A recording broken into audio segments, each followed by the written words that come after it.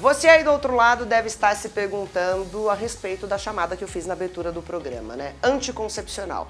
Ele é muito válido para a prevenção da gravidez.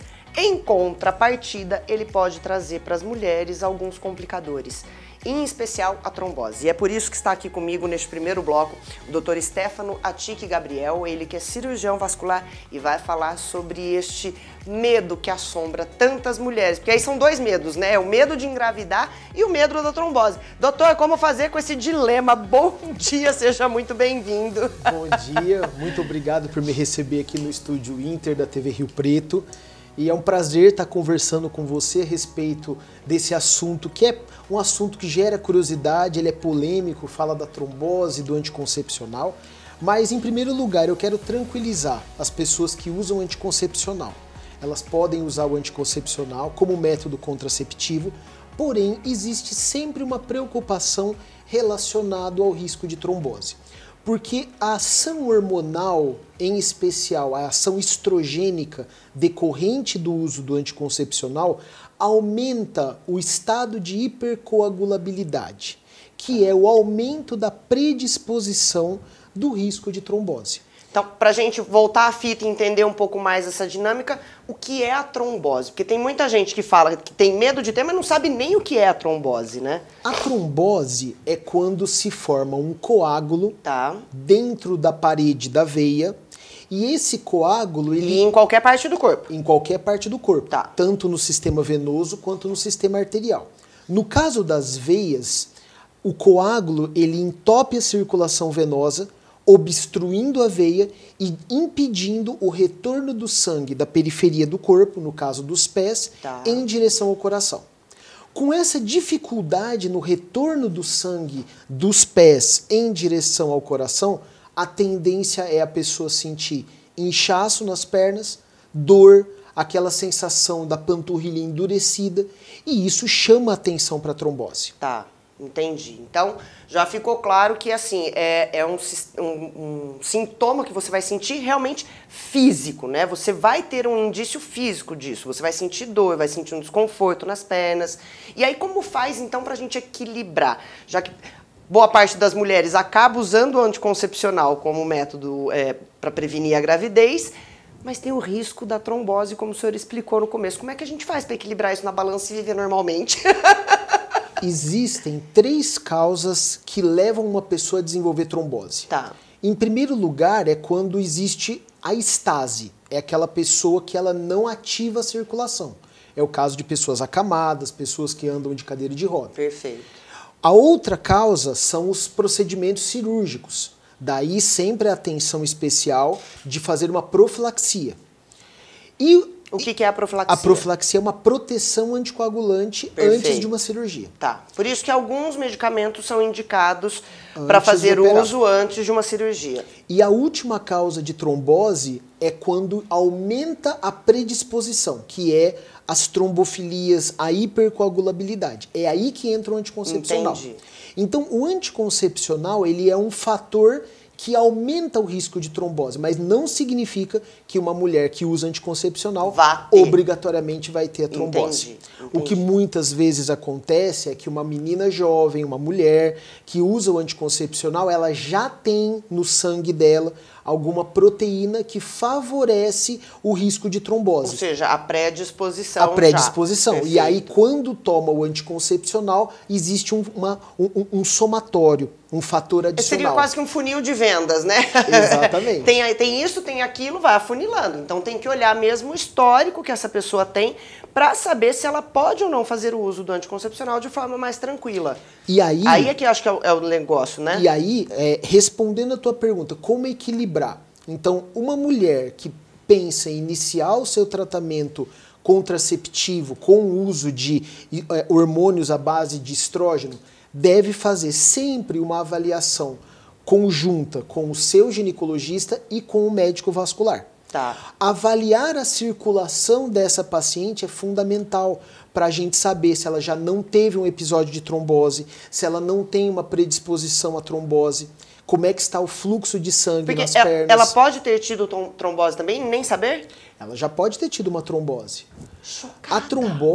A trombose ela é uma doença que ela tem como manifestações sintomas abstratos, uma dor na perna e um inchaço. A dor na perna e o inchaço, ela pode ocorrer após o exercício, ela pode ocorrer após um trauma, ela pode ocorrer num dia de muito calor, a nossa região é muito quente. Ter ficado muitas horas em pé por um determinado motivo.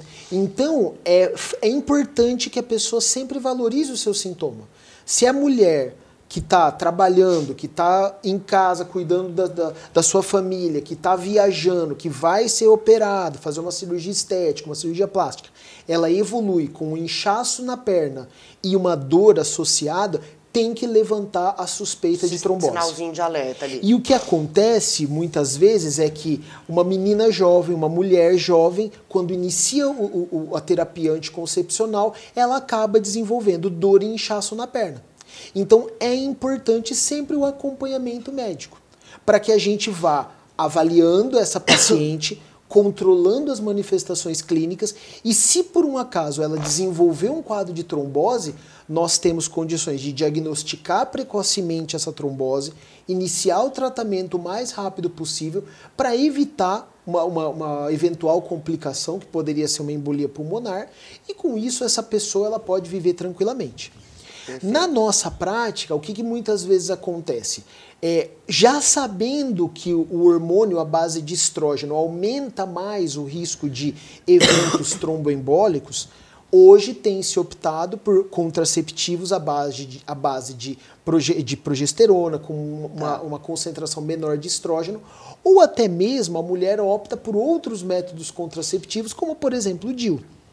E aí, com isso, ela também se protege, tem uma vida saudável e diminui o risco de um possível evento embólico. Além da embolia pulmonar, tem alguma outra consequência grave que a trombose pode trazer?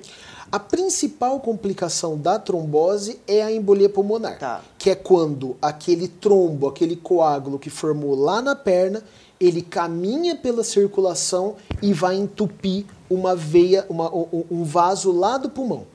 Causando um quadro de dor no peito, falta de ar, e isso é um motivo de internação hospitalar. Além da embolia pulmonar, o que uma trombose pode causar? Alterações de pele. Então, o membro acometido, ele pode evoluir com dermatite, fibrose, esclerose, eczema, que é aquela descamação que forma na perna, e até mesmo com uma sequela dessa trombose, que é a úlcera venosa de Stasi. Aqueles pacientes que na região do tornozelo formam aquelas feridas que ficam exudando, e isso é decorrente de uma sobrecarga venosa por causa da trombose. Gente, é muito mais complexo do que a gente imagina.